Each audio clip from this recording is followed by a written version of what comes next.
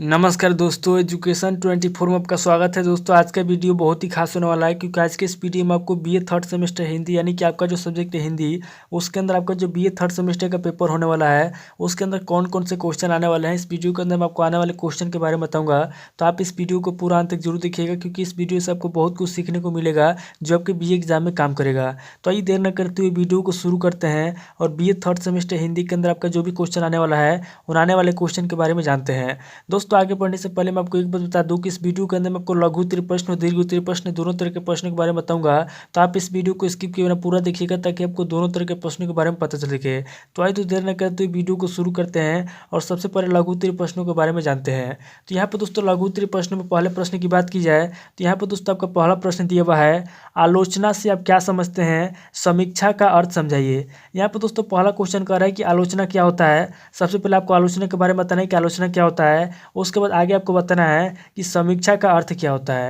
यानी जो समीक्षा होता है, समीक्षा क्या अर्थ होता है, आपको समीक्षा का अर्थ बताना है। अब दोस्तों अगले क्वेश्चन की बात कीजिए तो यहाँ पर दोस्तों आपका दूसरा क्वेश्चन दिया हुआ है, हिंदी कहानी के विकास में प्रेमचंद के योगदानों का उल्लेख कीजिए। यहाँ पर दोस्तों दूसरा क्वेश्चन कह रहा है कि जो हिंदी कहानी है, हिंदी कहानी के विकास में जो प्रेमचंद है, प्रेमचंद के क्या योगदान है। यहाँ पर दोस्तों दूसरे क्वेश्चन के अंदर आपको हिंदी कहानी के विकास में प्रेमचंद के योगदानों का उल्लेख करना है। अब दोस्तों अगले क्वेश्चन की बात की जाए तो यहाँ पर दोस्तों आपका तीसरा क्वेश्चन दिया हुआ है, रिपोर्टाज किसे कहते हैं। तीसरा क्वेश्चन कह रहा है कि रिपोर्टाज क्या होता है। तीसरे क्वेश्चन के अंदर आपको रिपोर्टाज के बारे में बताना है। अब दोस्तों अगले क्वेश्चन की बात की जाए तो यहाँ पर दोस्तों आपका चौथा क्वेश्चन दिया हुआ है, रेखा चित्र और जीवनी में अंतर स्पष्ट कीजिए। चौथा क्वेश्चन कह रहा है कि रेखा चित्र क्या होता है, जीवनी क्या होता है, रेखा चित्र और जीवनी में क्या अंतर होता है। चौथे क्वेश्चन के अंदर आपको रेखा चित्र और जीवनी में अंतर स्पष्ट करना है। अब दोस्तों अगले क्वेश्चन की बात की जाए तो यहाँ पर दोस्तों आपका पांचवा क्वेश्चन दिया हुआ है, झांसी की रानी उपन्यास के नामकरण की सार्थकता पर आप अपने युक्ति युक्त विचार संक्षेप में प्रकट कीजिए। यानी कि पांचवा क्वेश्चन कह रहा है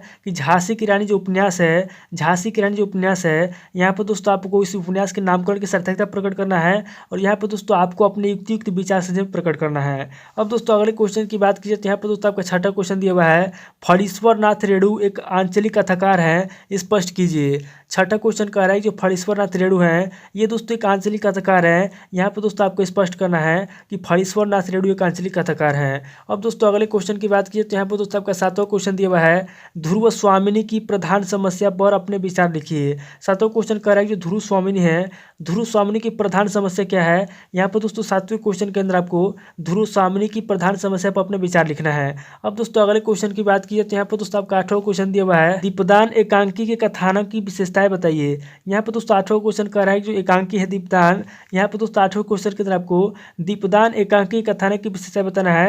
यानी कि इस एकांकी क्या विशेषता है, यहाँ पर दोस्तों आपको इस एकांकी की विशेषता बताना है। अब दोस्तों अगले क्वेश्चन की बात कीजिए तो यहाँ पर दोस्तों आपका नवा क्वेश्चन दिया हुआ है, लक्ष्मी का स्वागत एकांकी की विशेषताएं बताइए। यहाँ पर दोस्तों नवा क्वेश्चन कह रहा है कि जो एकांकी है लक्ष्मी का स्वागत, इस एकांकी क्या करना है, इस एकांकी की जो भी विशेषताएं हैं यहाँ पर दोस्तों आपको लक्ष्मी का स्वागत एकांकी की विशेषताएं बताना है। अब दोस्तों अगले क्वेश्चन की बात कीजिए तो यहाँ पर दोस्तों आपका 10वां क्वेश्चन दिया हुआ है, डॉक्टर विद्या निवास मिश्र का जीवन परिचय दीजिए। 10वां क्वेश्चन कह रहा है कि जो डॉक्टर विद्या निवास मिश्र हैं, 10वें क्वेश्चन के अंदर आपको डॉक्टर विद्या निवास मिश्र का जीवन परिचय देना है। अब दोस्तों अगले क्वेश्चन की बात कीजिए तो यहाँ पर दोस्तों आपको 11वां क्वेश्चन दिया हुआ है, अमृतलाल नागर के उपन्यास एवं कहानी संग्रह के नाम लिखिए। यानी कि जो अमृतलाल नागर हैं, यहाँ पर दोस्तों 11वें क्वेश्चन के अंदर आपको अमृतलाल नागर के उपन्यास के बारे में बताना है और इनकी कहानी संग्रह के नाम लिखना है।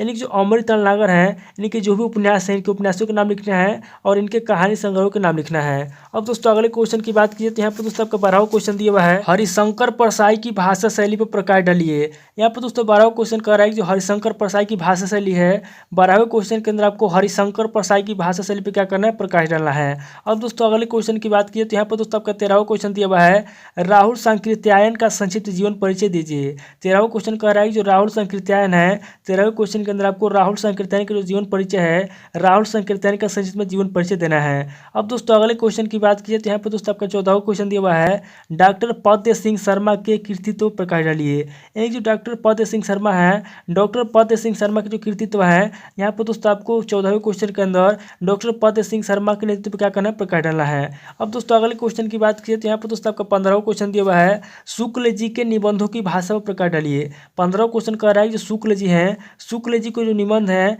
15वें क्वेश्चन के अंदर आपको शुक्ल जी के निबंधों की जो भाषा है, शुक्ल जी के निबंधों की भाषा पर क्या करना, प्रकाश डालना है।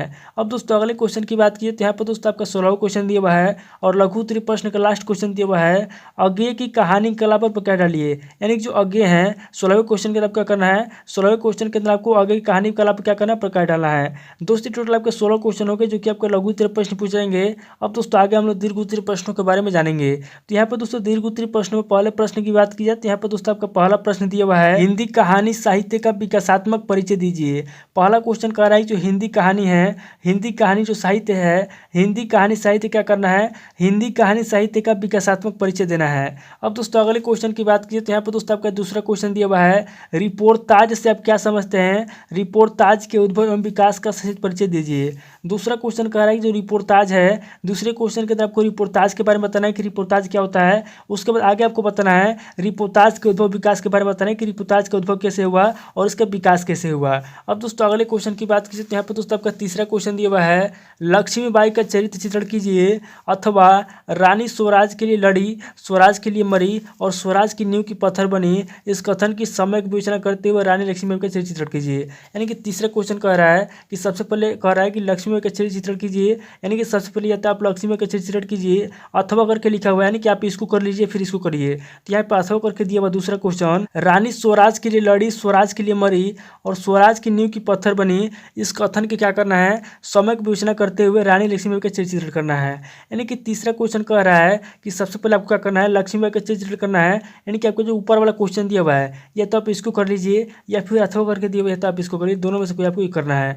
अब दोस्तों अगला क्वेश्चन दिया हुआ है चौथा क्वेश्चन, यहाँ पर दोस्तों आपका चौथा क्वेश्चन दिया हुआ है, रोज गैंग्रीन शीर्षक कहानी की तात्विक विवेचना कीजिए। चौथा क्वेश्चन कह रहा है जो रोज गैंग्रीन शीर्षक कहानी है, यहाँ पर दोस्तों आपको चौथे क्वेश्चन के अंदर रोज गैंग्रीन शीर्षक कहानी की तात्विक विवेचना करना है। अब दोस्तों अगले क्वेश्चन की बात की तो यहाँ पर दोस्तों आपका पांचवा क्वेश्चन दिया हुआ है, कहानी के तत्वों के आधार पर तीसरी कसम कहानी की तात्विक विवेचना कीजिए। पांचवा क्वेश्चन कर रहा है कहानी के तत्वों के आधार पर जो कहानी है तीसरी कसम, इस कहानी क्या करना है, कहानी की तात्विक विवेचना करना है जो कहानी है तीसरी कसम। अब दोस्तों अगले क्वेश्चन की बात की तो यहाँ पर दोस्तों आपका छठा क्वेश्चन दिया हुआ है, एकांकी के तत्वों के आधार पर दीपदान एकांकी की समीक्षा कीजिए। छठा क्वेश्चन कह रहा है कि जो एकांकी है दीपदान, यहाँ पर क्या करना है, दीपदान की समीक्षा करना है, किसके तत्वों पर, एकांकी के तत्वों के आधार पर क्या करना है, दीपदान एकांकी की समीक्षा करना है। अब दोस्तों अगले क्वेश्चन की बात की तो यहाँ पर दोस्तों आपका सातवां क्वेश्चन दिया हुआ है, महादेवी वर्मा द्वारा लिखित रेखा चित्र गिल्लू का सारांश लिखिए। सातवां क्वेश्चन कह रहा है जो महादेवी वर्मा है, महादेवी वर्मा द्वारा लिखित जो रेखाचित्र गिल्लू है, यहाँ पे दोस्तों आपको गिल्लू क्या करना है, गिल्लू का सारांश लिखना है। अब दोस्तों अगले क्वेश्चन की बात कीजिए तो यहाँ पे दोस्तों आपका आठवां क्वेश्चन दिया हुआ है, ओम प्रकाश वाल्मीकि द्वारा लिखित आत्मकथा जूठन का सारांश लिखिए। यहाँ पे दोस्तों आठवां क्वेश्चन कह रहा है कि जो ओम प्रकाश वाल्मीकि हैं, ओम प्रकाश वाल्मीकि द्वारा लिखित जो आत्मकथा है जूठन, यहाँ पे दोस्तों आपको क्या करना है, जूठन का सारांश अपने शब्दों में लिखना है। दोस्तों टोटल आपके 8 क्वेश्चन हो गए जो कि आपके दीर्घ उत्तरीय प्रश्न पूछ जाएंगे। दोस्तों इस वीडियो के अंदर मैंने आपको लघु उत्तरीय प्रश्न और दीर्घ उत्तरीय प्रश्न दोनों तरह के प्रश्नों के बारे में बता दिया। आप इन दोनों तरह के प्रश्नों को नोट कर लीजिए और किसी किताब से सीरीज से मिलाकर के याद कर लीजिए। दोस्तों आज इस वीडियो को मैं ही पे स्किप करता हूँ, मिलता है आपसे नेक्स्ट वीडियो में। अगर आपको वीडियो अच्छा लगा तो वीडियो को लाइक कीजिए, शेयर कीजिए और कमेंट करके बताइए कि आपको नेक्स्ट वीडियो किस टॉपिक के ऊपर चाहिए। थैंक यू दोस्तों।